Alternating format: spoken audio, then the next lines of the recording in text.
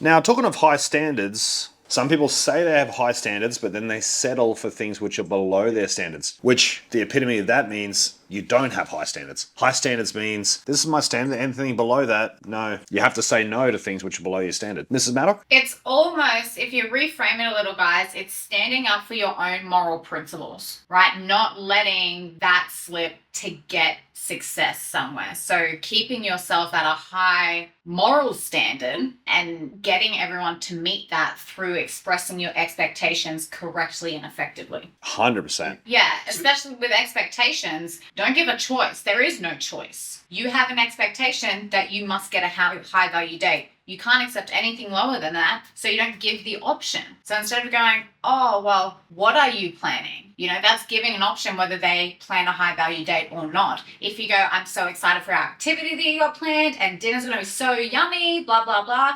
If you are just excited about your standard and communicate your standard, your expectation, it's going to get met because they don't have an option, do they? That's true. Don't settle, guys. You got to maintain the high standards. So there's two things to think about with high standards is you got to make sure you have enough confidence in yourself so you feel like you deserve those high standards. Does anyone feel like they don't deserve where their standards are at and they settle for less? That's a sign that you have low confidence as well. How do we get that confidence higher so we don't settle for lowest things? Has anyone ever heard of the acronym ANTS? Automatic Negative Thoughts. So you don't want ants to carry away your mindset because then ants ruin a picnic. So make sure those automatic negative thoughts are overridden. Try to get rid of those ants. We all have automatic negative thoughts sometimes, but the more you beat the ants, the less they come back.